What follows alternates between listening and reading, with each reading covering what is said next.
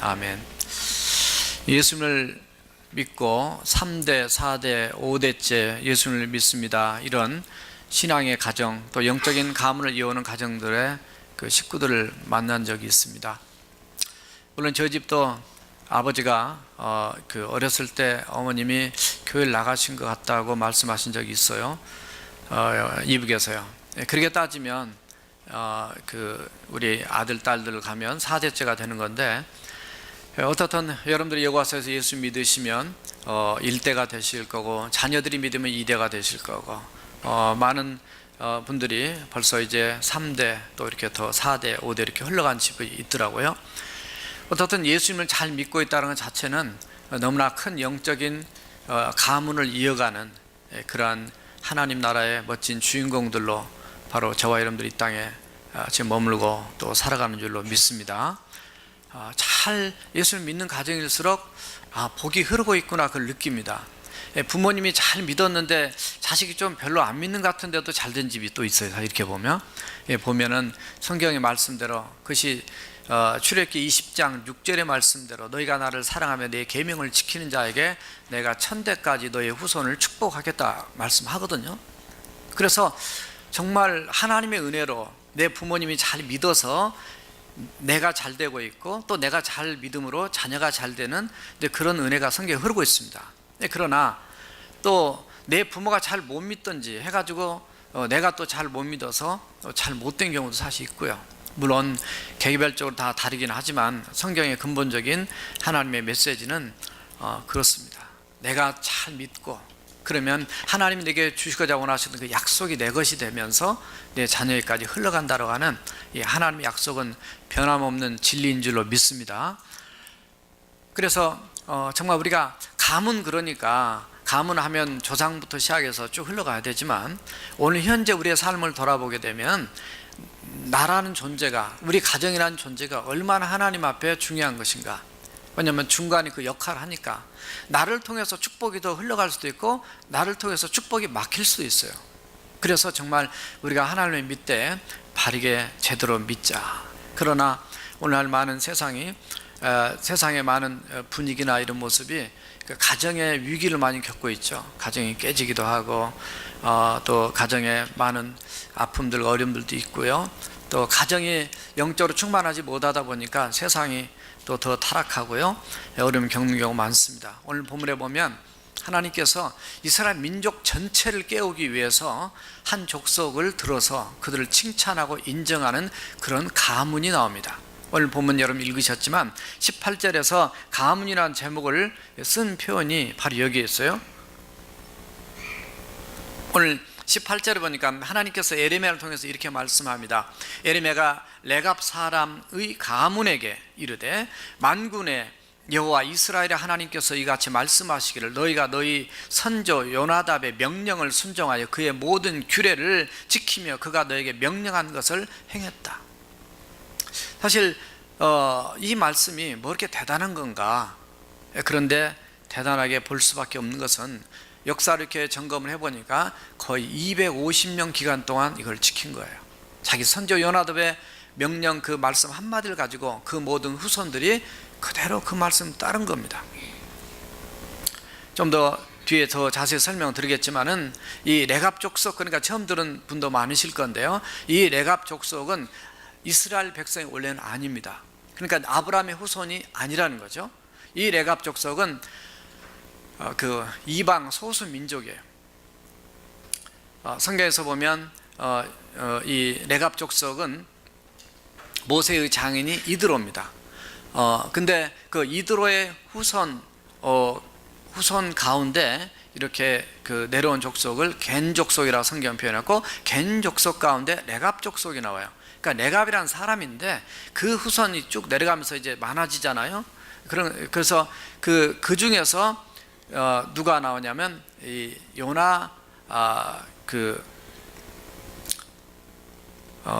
오늘 그 본문에 그 말씀한 것처럼 요나답, 원래 여호나답인데 요나답으로 줄여서 이렇게 여기 지금 표현됐어요. 그 열왕기상 10장 15절에 17절에 보면 여호나답으로 되어 있는데, 요나답, 이 선조 요나답이 말씀이었습니다. 근데 이 선조 요나답의 얘기를 통해서 이 후손들이 사실 유목민으로 살게 됩니다. 그러니까 모세가 도망을 갔을 때 미디안 광야로 갔는데 그 아라비아 반도 시내산 그 뾰족한 그 밑에가 미디안 광야기도 하고 그게 아라비아 사막도 있고 하는데, 거기서 조금 올라오게 되면 그 페트라가 있어요. 제가 지난번 성지를 갔다가 그 페트라까지 갔다 왔는데 정말 광야입니다. 그런데 흩어져 살았던 민족이 바로 이 네겝 족속이에요.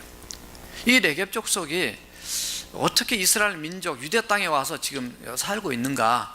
아마 그 모세의 그 장인이 이들오기 때문에 그 후손들 아마 여기에 그 은혜를 입어서 들어와 사는 것이 아니냐, 이렇게 이제 보통 보는데요. 이 후손들을 통해서 정말 하나님이 그 가문을 통해서 이스라엘 민족 공동체, 국가 공동체를 지금 교훈하고 있어요. 깨우고 있어요.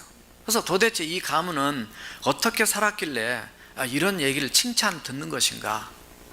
성경에 엄청나게 뭘 많이 그 중에서 왕이 나오고 뭐가 이런 얘기는 없지만은 하나님이 그렇게 들어 쓰셨다라는 것이 엄청 우리에게 도전을 줍니다. 그래서 오늘 말씀을 하나님이 인정하는 가문, 이런 제목으로 말씀을 준비했고요. 그리고 저와 여러분들이 우리 당대뿐만 아니라 여러분의 자녀대 또 우리의 후손들이 주님 오실 때까지 이 땅에서 정말 복받는, 하나님께 인정받는 그런 가문을 유지하기 위해서 가문을 위해서 어떤 가정을 꾸려야 되는가, 오늘 말씀 세 가지를 정리했습니다. 한번 따라서 해보세요. 세속에 물들지 않는 경건한 가정. 사실 이스라엘 지금 민족 안에 이들이 들어와 있는데 하나님께서 에레미야에게 이렇게 말씀합니다. 사실 본문 앞으로 올라가게 되면 네갑 사람의 집에 가서 그들을 여호와의 집 한 방으로 데려다가 포도주를 마시게 해라. 그 1, 2절에 나오거든요. 그렇게 해서 포도주 그릇과 그 다음에 포도주 잔을 그들 앞에 갖다 놓게 됩니다. 그래서 한번 먹어보라. 이게 조금 이상한 분위기인데, 그런데 그때 그들이 하는 말이 6절에서 10절까지 보게 되면 우리는 포도주를 마시지 않겠습니다. 왜냐하면은 네갑의 아들 우리 선조 요나답이 명령하되 너희와 너희 자손은 영영이 포도주를 마시지 말며 집도 짓지 말고 파종하지도 말고 포도원을 소유하지도 말고 너희 평성의 장막에 거하라. 그리하면 너희가 머물러 사는 땅에서 생명이 길리라. 그래서 그분의 모든 말을 순종해서 우리와 우리의 아내와 그리고 자녀가 평생 동안 명령대로 다 지켰습니다. 그냥 당대만 지켜도 감동이 될 수 있거든요. 그런데 적어도 250년을 흘러오면서 이 일을 행했습니다. 왜냐하면 이 여호나답이 어느 때 사람이냐면, 여러분들이 기억하시겠지만 그 북왕국 이스라엘에 아합이라는 왕이 있습니다. 바알과 아세라를 섬겼고 그의 부인이 이세벨인데, 그 갈멜산에서 엘리야와 영적인 그 대결을 했던 그런 것을 기억을 하실 겁니다. 이 아합 왕을 제거할 때 하나님께서 엘리야를 통해서 이미 예언했던 왕이 하나 있습니다. 그 사람이 바로 예후라는 왕인데, 그 예후를 통해서 이 아합의 가문을 제거할 때 그때 함께 동역했던 사람이 바로 이 여호나답입니다. 여호나답의 그 진실함과 신앙의 확실함을 보고 예후가 함께 그 일을 행하자고 해서 함께 동역을 했던 그런 자입니다. 그래서 정말 이 바알 신을 섬기고 또 이 그 우상을 섬기는 그 아합 왕가를 전멸시키는 데 있어서 함께 나라의 영적인 어떤 쇄신을 하는 데서 1등 공신이에요. 그러니까 당연히 이 사람은 그 자리에 올라가니까 후손들도 한 자리씩 하고 세상에 출세하고 그냥 괜찮게 살아갈 수 있는 그런 위치에 있던 사람이었습니다. 그럼에도 불구하고 그분이 후손들한테 했던 말은 그것이 아니라 하나님 앞에 이게 바르게 살도록 명령한 사실. 아까 읽었던 그 6절과 7절에 나오는 그 말씀들이 사실 포도주 마시지 말고 그건 그냥 보통 얘기할 수 있는 얘기잖아요. 그런데도 불구하고 너희들은 세상 출세에 또 그 권력에 눈이 어두워 사로잡혀 가지고 세속적인 인간이 되지 말고 정말 가난하게 살고 좀 힘들게 살아도 하나님 앞에 바르게 사는 진정한 경건한 하나님의 백성이 되라. 그런 영적인 메시지였습니다. 왜냐하면 그때 당시가 워낙 우상 숭배 부정, 부패, 부조리, 그 불의가 관영하고 퇴폐하고 이런 타락한 그런 시대였어요. 그래서 경건한 사람으로 살기 위해서는 그들에게 뭐를 가르쳐야 할 건가? 사실 뭐 포도주 한 잔 먹는 게 무슨 대단한 거냐 이렇게 얘기할지는 모르지만 신앙이라고 하는 것은 항상 작은 것 때문에 무너지는 거예요. 왜 다니엘이 왕의 포도주와 진미를 먹지 않고 내 몸을 더럽히지 않겠다고 그렇게 다니엘서 1장 8절에 얘기를 했겠어요?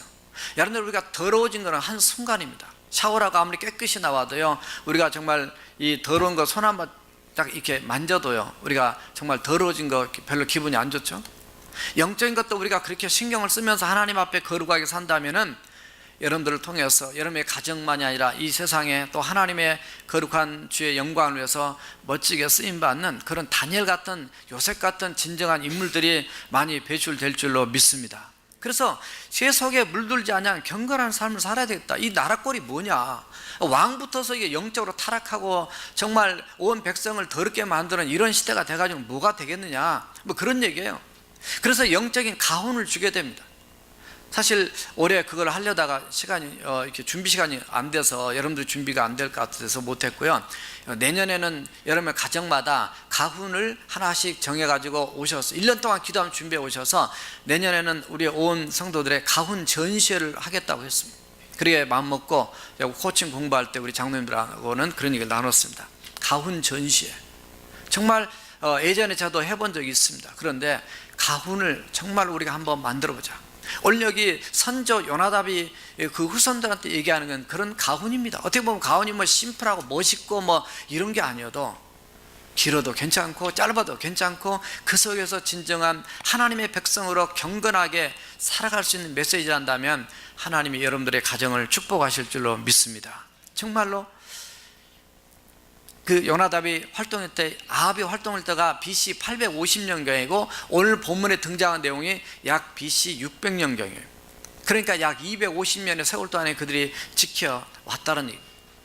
물론 그때 당시에 포도주, 어떤 사람이 그렇게 합니다. 예수님도 포도주 마셨는데, 예, 포도주 마실 수 있습니다. 그러나 그때 당시에는 특히 그 유럽 쪽은 석이나 석회암, 뭐 대리석 이런 걸로 건축을 많이 하고 땅속에 워낙 그게 많다 보니까 이게 물을 마시게 되면 그 몸에 석회가 쌓이게 돼요.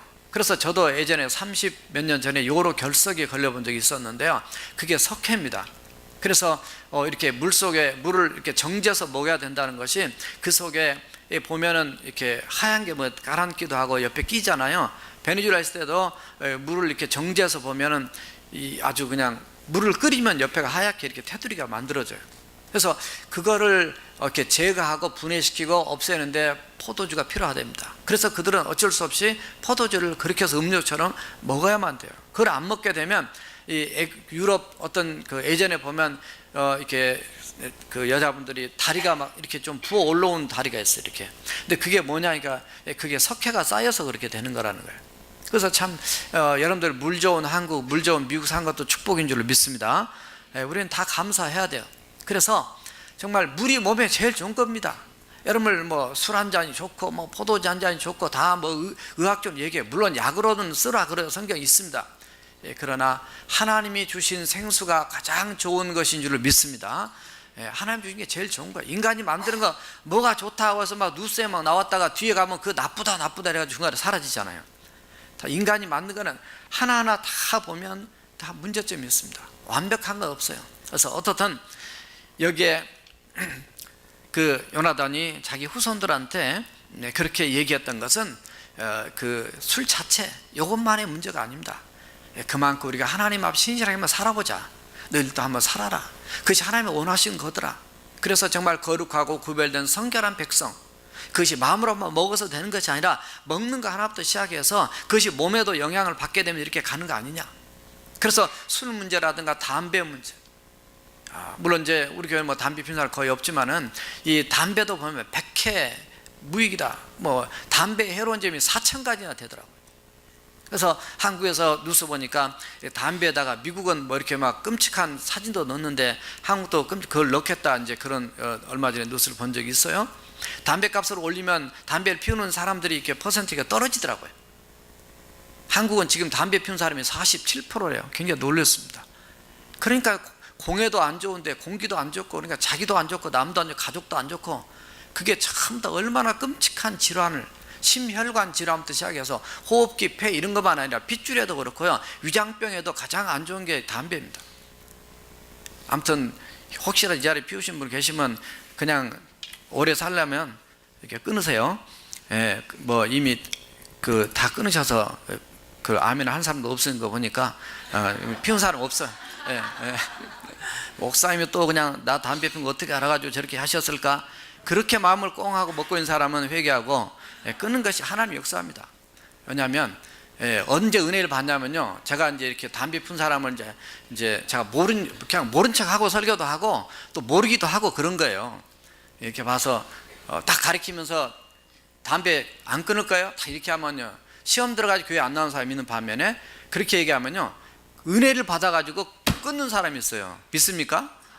제가 우리 교회 왔다가 한국에서 오셨던 의대 교수님, 그분이 그 침례 받기 전에 뭐 담배 좀, 그래서 괜찮습니다. 그 믿음의 분량대로 담배 여기 꽂고 나오도 괜찮으니까 성경책 내놓은 줄 알고 이렇게 내놨는데, 보니까 눈 감고 내놓으니까 뒤에 보니까 담배값을 내놓고 기도하는 사람도 봤는데 그래도 괜찮습니다.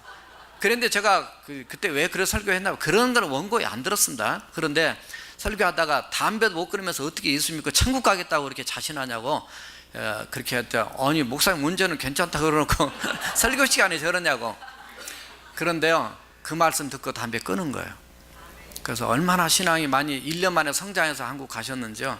이렇게 그때 그 은혜를 간증한 것을 이렇게 들었습니다. 어떻든 우리를 위해서 하나님 말씀한 거예요. 나의 영적인 삶을 위해서. 그리고 나뿐만 아니라 우리의 주변의 영향도 마찬가지죠. 그래서 에베소 5장 18절을 보면 술 취하지 말라, 이는 방탕한 것이니 오직 성령의 충만함을 받으라. 경건한 삶 얘기하죠. 잠언 23장 31절에도 포도주는 붉고 잔에서 번쩍이며 순하게 내려가니 너는 그것을 보지도 말라. 왜 그러냐 아세요? 한 잔 들어가면 두 잔 들어가고, 사람이 술을 먹고 술이 사람을 먹고, 그런 말 있잖아요. 그렇게 해가지고 그냥 사람이 가는 거예요. 제가 요로 결석할 때, 제가 평생 태어나서 맥주 마셔봤다 그랬잖아요. 아니 세상에 그렇게 쓴 맥주를 왜 먹는지 이해가 안 됐습니다. 외형 목사님이 따라주는 맥주를 저는 처음으로 먹은 사람이니까. 왜냐하면 병원에 있는데 이렇게 맥주를 먹어야 이게 돌이 작아서 나온다. 너무 써가지고 보리차 누나가 보리차 끓여가지고 가져오고, 그래서 맥주 한 잔 마시고 보리차 한 모금 먹고. 근데 이게요, 이게 늘더라고요. 늘어. 그래서 제가 술 먹은 사람 알아요. 늘어. 그 다음에 하니까 이 쓴 것이 점점 약간 달아지더라고요. 예, 그래가지고 이렇게, 왜냐면 아플 때만 먹는 거예요. 진통제 가지고 안 되고. 그런데 그게 처음 반컵 먹기도 힘든데 한 컵이 들어가고요. 많이 아플 때 제가 한 병 500cc인가 뭔가 한 병까지 먹어봤습니다. 근데 먹으니까 사람이 말이 많아지더라고요. 말이 많아져. 근데 내가 다 아는데 말이 많아져. 동생한테 자꾸 잔소리를 하는 거예요. 형님이 안 그러시더니 왜 그러세요? 막 그런. 제가 그 세계를 조금 이해했습니다. 조금 이해했어요. 그래서 절대 술 취했다고 말 함부로 했다는, 술 깨고 난 다음에 당하기 때문에 말 조심. 어떻든 왜냐하면 그렇게 하다 보면 실수하게 돼요. 사람들이 한국에서는 사람 죽여놓고도 술 먹어서 했다. 미국에서는 술 먹고 그렇게 하면 죄가 가중 처벌이 됩니다. 이건 10년형이 20년으로 돼요. 한국은 바보같이 10년 받을 걸 5년 주고 있어요. 그럼 왜 그러냐면 법을 집행한 사람이 자기가 똑같으니까, 자기도 그 죄를 지을 가능성이 높기 때문에. 그러니까 나라가 저모양적거려요. 유병헌이 지금 도망다니는데, 조금 전 뉴스 아침에 보니까 지금 순천에서 발견됐다고 그러는데 아직 잡지는 못했어요. 4명이 무슨 생수를 전달해 주다가 붙잡혀서 4명이 붙잡혔다고 들었는데, 여수로 밀양을 해도. 그게 인간입니까? 근데 바보같이 그걸 또 믿고 그 앞에 가서 막 데모하고, 들어보면 그게 설교예요. 그게 물론 제 설교도 별거 아니지만 들어보세요 여러분들. 이단들 설교도 어떤 분 얘기하더라고요. 어디 잘못 갔다 이단 얘기도, 이거 사람은 마음인데 설교가 성경 말씀이 아니더라는 거죠. 그러니까 분별이 되는 거야. 근데 분별이 안 되니까 거기 가서 앉아있고 그냥 있는 거예요. 참 불쌍하죠. 주님의 말씀은 핑계 대지 마세요. 내가 못 지킨 것에 대해서 회개하면 되는 거지, 뭐 말이 많아. 뒤에 이제 병 걸리고 막 죽을 병 걸리면 그때서야 주님 회개합니다 하고 막 손바닥으로 천부의 의지 없어서 주 나를 박대하시면 내가 어디 가겠습니까? 나를 받아주세요. 그러니까 내가 진작 얘기할 때 와야지. 이게 성경 메시지입니다. 오늘 본문의 메시지 그거예요. 오늘 17절 앞에까지 메시지가 17절에 보면 너희들이 내가 그렇게 얘기했는데 말 안 들으니까 내가 너희들에게 재앙을 내리겠다는 거예요. 그래서 결국 오늘 이 예레미야는요, 이스라엘 민족이 바벨론 포로의 나라가 완전히 망해가지고 포로 잡혀가기 직전까지 사역했던 분이거든요. 그러니까 BC 586년 멸망할 때를 다 본 사람이에요. 체험한 사람이에요. 하나님이 오죽이나 답답하면 내가 그렇게 말했는데도 듣기 싫어요. 그렇게 말했는데도 듣는 것 자체를 잔소리 싫어요. 선지자를 보내고 그렇게 많은 사람을 보냈는데도 안 들어요. 그래서 결국은 세속에 물들었던 그들이 아무런 하나님의 영광과 영향력을 끼칠 수가 없어요. 오늘 마찬가지입니다. 우리는 하나님 말씀을 못 지킨 것에 대해서 우리는 회개할 뿐이지 그것을 무슨 변명을 하고 그걸 아무 의미가 없습니다. 왜냐하면 여기 앉아 계신 수많은 사람들이 그 영적 세계를 다 체험하고 올라왔어요.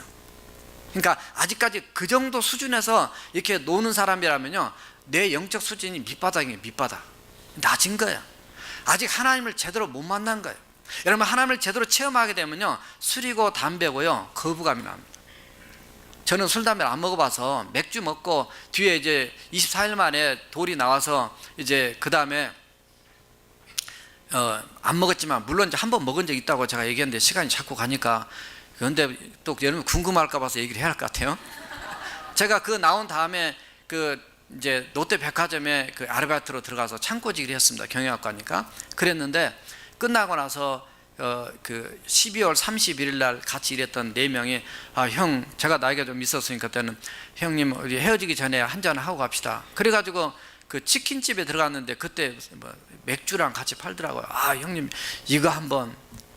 근데 제가 교회 반주하고 그랬는데 선생도 하고 청년회장도 하는데 이게 먹으면 안 되는데 참 사람이 약하더라고요.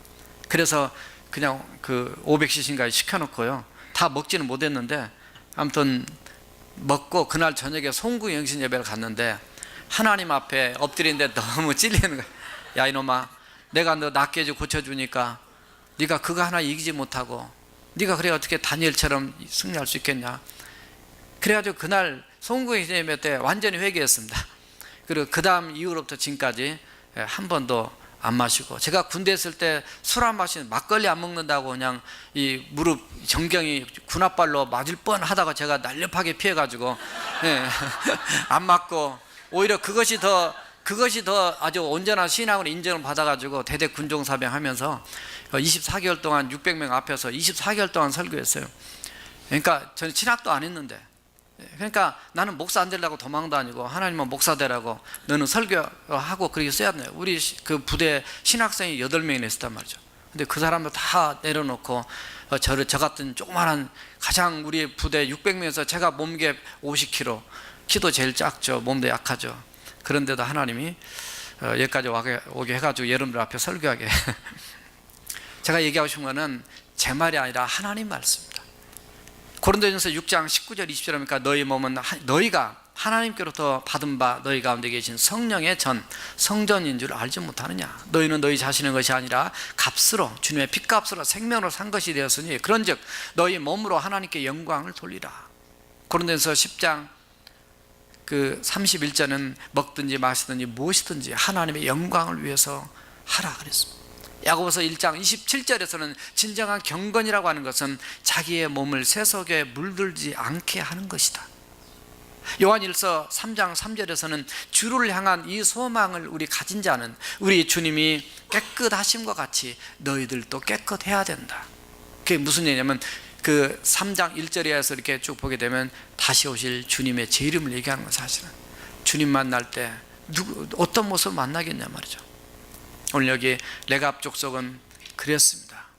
정말 어떻게 하면 너희들이 바르게 경건하게 살 것인가. 영적인 확실한, 세상 사람들은 다 묻혀가지만 너희들은 좀 구별되게 살아야 되지 않겠느냐. 그런데 하나님의 평가는요, 레갑 족속은 정말 그렇게 오랜 세월 동안에 그걸 지켜왔던 그 신실한 신앙을 높이 평가받은 거고요, 이스라엘 백성은 신앙 수준 자체가 너무 낮았습니다.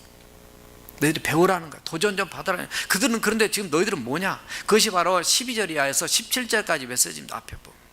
그래서 결국 우리의 신앙은 정말 우리의 마음 안에 하나님이에요. 그래서 영적 수준 좀 높여야 돼요. 우리가 날마다 똑같이 살아가서는 의미가 아무도 없습니다. 해가 바뀌어도, 달이 바뀌어도, 주일이 바뀌어도 뭐 그날이 그날이고 그 해가 그 해고, 뭐 30대 40대 50대 가도 그냥 인생이 똑같을 수가 있어요. 내 신앙의 어떤 수준을 높여야 돼요. 영국에 수상을 지냈던 윌리엄 글래드스톤이라는 사람이 대학에 가서 강의를 하면서, 그때 당시 산업혁명 이후에 또 그 타락하고 또 이렇게 어두워지고 뭐 이런 것들이 있었고요, 고전에 많은 또 혼란도 있었고 막 미래가 불투명한 그 어려움도 있었는데, 그때 이분이 가서 이런 강의 중에 이런 얘기를 했다는 거죠. 그래도 굉장히 긍정적으로 미래를 이렇게 평가를 했다는 겁니다. 그런데 어떤 학생이 하나 와서 물어봤길래, 그러면 선생님께서는 미래에 아무런 문제가 없다고 그렇게 긍정적으로 평가하십니까? 그랬더니 그렇다고 하면서, 다만 한 가지 문제가 있는데 그 문제가 뭐냐면 사람들 마음속에 하나님이 사라져 가는 것이 가장 큰 문제다 그랬어요. 맞는 얘기예요. 솔제니친, 소련의 그 망명작가 솔제니친 얘기하는, 소련이 왜 망했냐? 사람 마음속에 하나님이 떠났기 때문에 망했다는 얘기를 평가를 했어요. 딱 한마디로. 오늘 마찬가지, 우리의 타락과 경건의 차이는 뭐냐면 내 마음에 하나님이 계시냐 안 계시냐. 여러분들 죄를 짓느냐 안 짓느냐, 하나님이 계신데도 능력 없이 무너지기도 하고 또 이기기도 합니다만, 그러나 여기에 레갑 족속, 정말 그 12지파에 들어가지도 않은 이방 족속인데도 불구하고 250년 동안 이걸 지켜왔다는 게 너무나 위대한 평가를 받는 거예요. 사사기 21장 25절에서 이스라엘 백성들을 평가할 때 마지막 절에서 그렇게 표현합니다. 그들은 왕이 없으므로 그들이 자기 소견에 옳은 대로 자기 마음대로 살았다, 그 말이에요. 정말 얼마나 우리가, 그 왕이 누구냐면 사실은 세상의 왕이 아니라 하나님의 왕입니다. 여러분들 마음 안에 하나님이 계셔야 돼요. 그래서 17절 말씀으로 따지면, 오늘 본문 앞 17절로 따지면 하나님의 백성이 망하려고 하면요 절대 하나님의 말씀 안 듣습니다. 그래서 바빌론 포로 가는 거야. 그러나 이사야 53장 3절에 보면은 너희는 귀를 기울이고 내게 나와 들으라, 그리하면 너희 영혼이 살리라. 하나님의 말씀을 듣는 것이, 때로 여러분들이 지키기가 힘들어도 믿음으로 살아갈 때 하나님은 여러분들을 살리는 놀라운 은혜와 축복이 있을 줄로 믿습니다. 그래서 어떤 상황에도 주의를 성사하고, 어떤 상황에도 지금 5월달에 가정예배를 드리도록 늘 공고해 왔는데요, 우리 어떤 장로님이 요청을 해서 6월달에도 7월달에도 지금 계속 나갈 겁니다. 말씀이 한 페이지로. 그래서 매일 집에서 예배를 드리도록, 예배를 드려야 됩니다. 그렇지 않아요. 가정을 지켜야 가문이 이루어지는 거예요. 가정을 지켜야 자녀가 지켜지는 거고, 가정을 지켜야 하나님이 지켜주는 겁니다. 자, 두 번째 따라합시다. 하나님 나라를 보며 살아간 가정. 이 레갑 족속이 행했던 그 모습 안에서 묵상하면서 찾은 그 이제 내용들이, 하나님께서 이들을 칭찬하고 이렇게 하는데요, 이들이 평생에 장막에 거했습니다. 뭐 포도원도 갖지도 않고, 그들이 포도주도 마시지도 않고, 뭐 이래 하면서 장막에, 이 텐트 속에 이렇게 사는 그런 삶을 살았어요. 성경을 이렇게 보면은 이 흐름은 어디로 가냐면 아브라함과 이삭과 야곱으로 이렇게 흘러가게 되면서 인생은 나그네고 인생은 순례자의 길이에요. 하나님 나라를 바라보면서 가고 있는 순례자의 삶인 것을 이렇게 봅니다. 땅에 대한 어떤 정착하면 타락하게, 정착하면 집착하게 되고, 정착하게 되면 더 많은 걸 갖기 위해서 또 그 욕심을 부리게 되는데요, 언제든지 떠날 수 있다라고 하는 그런 관점에서 하나님의 나라를 바라보는 삶을 보여준다고 봅니다. 그래서 히브리서 11장 9절과 10절에 보면 믿음으로 그가 이방의 땅에 있는 것 같이, 누굴 내면 아브라함 얘기입니다. 이방의 땅에 있는 것 같이 약속의 땅에 거류하며 동일한 약속을 유업으로 함께 받은 이삭과 그 다음에 야곱과 더불어 장막에 거했다. 이삭과 야곱 다 이렇게 아브라함이 장막에 함께 거하면서 이는 그가 하나님이 계획하시고 지으실 터가 있는 성을 바라봤다, 이렇게 됐습니다. 여러분들 이 말씀, 아브라함이 175세에 죽거든요. 근데 아브라함의 아들이 누구예요? 이삭이죠. 이삭이 나이가 몇 살이에요? 몇 살에 결혼하죠? 40에 결혼합니다. 아기를 낳은 게 60에 낳게 됩니다. 아브라함이 몇 살에 죽었다고요? 175세. 제가 자꾸 이렇게 하는 거는 성경 볼 때 좀 도움되라고 하는 겁니다. 그러니까 그 60세 아기를 낳게 되고 에사와 야곱을 낳게 됩니다. 그러니까 에사와 야곱이 15살 됐을 때 아브라함이 죽게 된다 그 말이에요.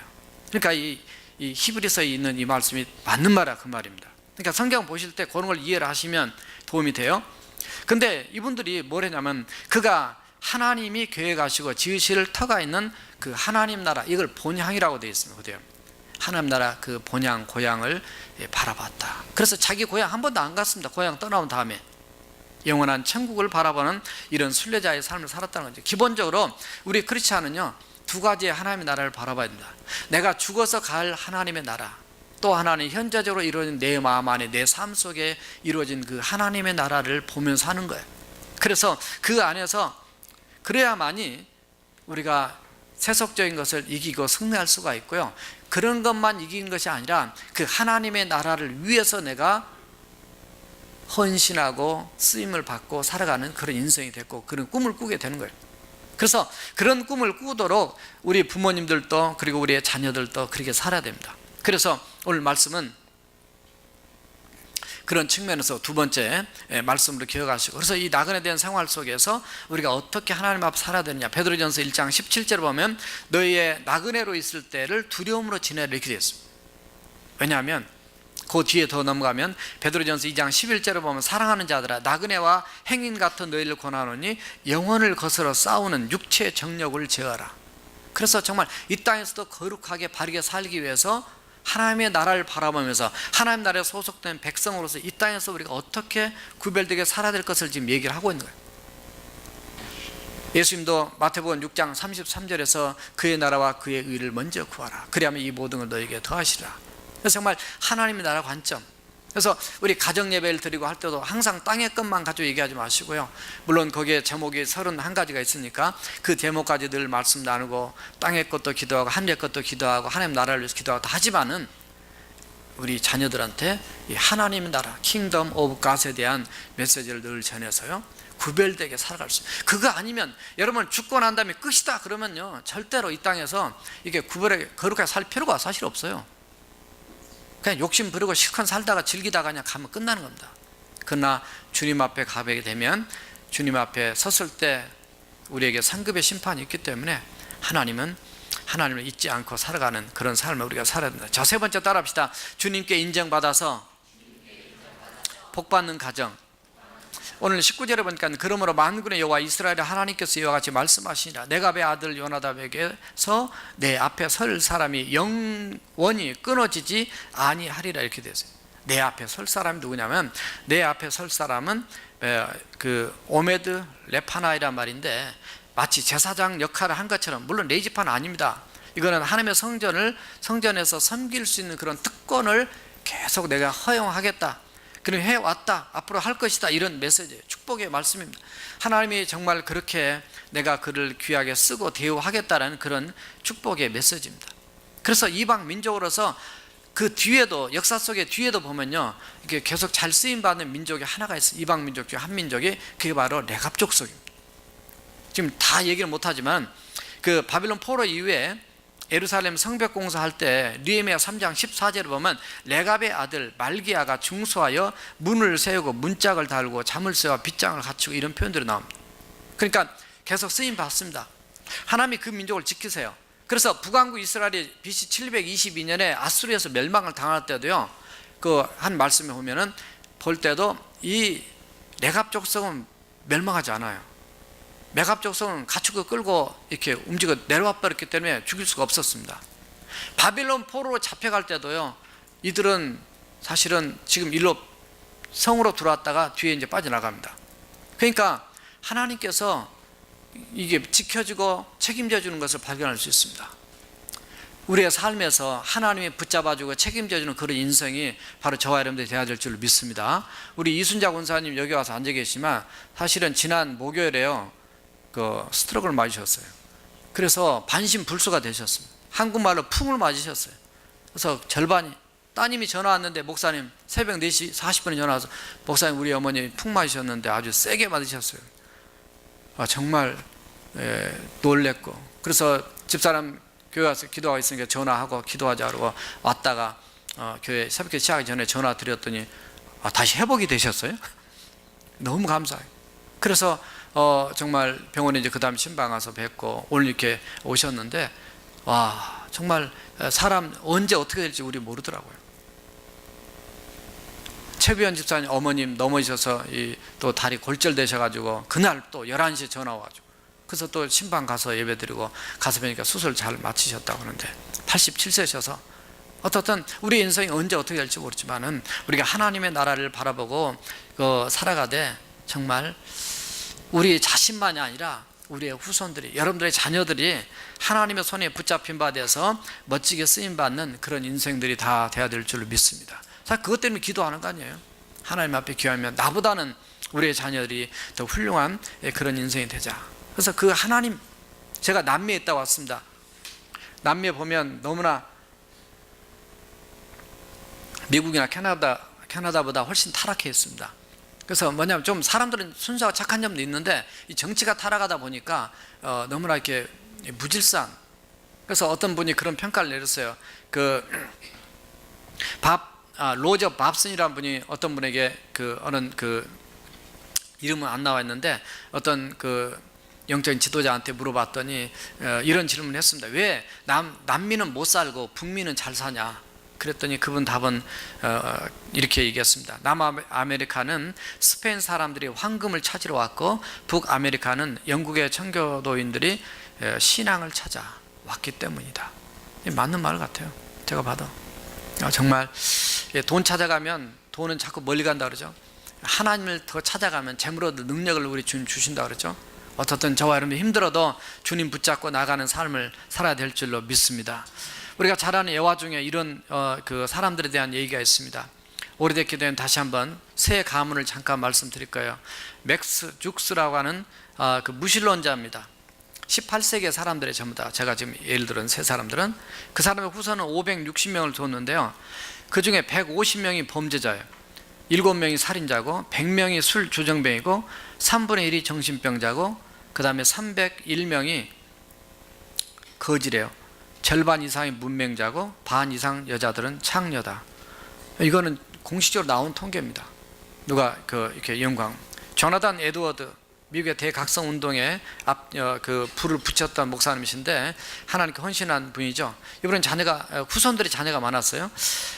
후손들이 1394명이었습니다. 그 옛날 얘기입니다. 지금이 아니라 지금 18세기니까 1700년대 얘기예요. 그때 이후로 지금 얘기한 겁니다. 대학교 졸업하는 자녀가 295명, 대학교 총장이 13명이 나왔고요. 대학 교수가 65명, 연방 상원 의원이 3명, 주지사가 3명, 30명이 판사, 또 변호사로 102명, 또 의사가 56명, 군대 장교로 75명, 선교사나 목사, 작가로 100명, 한 명이 미국 재무부 감사관, 한 명은 미국의 부통령, 이렇게 나왔어요. 자, 그러면 현대로 좀 돌아와서 이분은 좀 18세기경 사람인데 이분은 4대째만 보겠습니다. 누구냐면 바로 존 F 케네디 대통령입니다.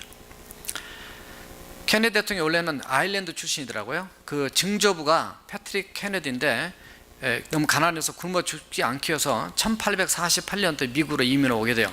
이민을 와가지고 직업도 중요합니다. 직장도 사업도 참 중요해요. 위스키 통을 만드는 제작을 하게 됩니다. 그래서 하다가 아무튼 일찍 죽게 돼요. 그래서 그 아들대로 이제 넘어오는 거예요. 그러니까 존 케네디 대통령의 할아버지가 되죠. 그 사람은 뭘 했냐면 자기 아버지가 중요합니다. 대부분 아버지의 모습을 보면서 아들들이 많이 닮아가는 부분도 있잖아요. 그래서 뭘 하냐면 술집을 차리게 돼요. 근데 그때 미국에서 금주령을 내렸는데도 불구하고 영국에서 술을 밀반입해서 떼돈을 법니다. 그리고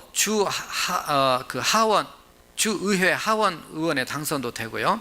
자, 거기까지 할아버지. 그 다음에 케네디 대통령의 아버지는 그 돈이 돈이 많으니까 어떻든 뭐 또 열심히 또 했겠죠. 공부도 하버드 대학을 졸업하고 은행장도 되고 증권거래위원장도 되고 유리회사 그러나 유리회사 주가를 조작해서 또 돈도 많이 벌고 영화 산업과 경마장 산업으로 또 재벌이 되고 영국 대사도 됩니다. 세상적으로 보면 되게 출세하고 잘 된 거예요.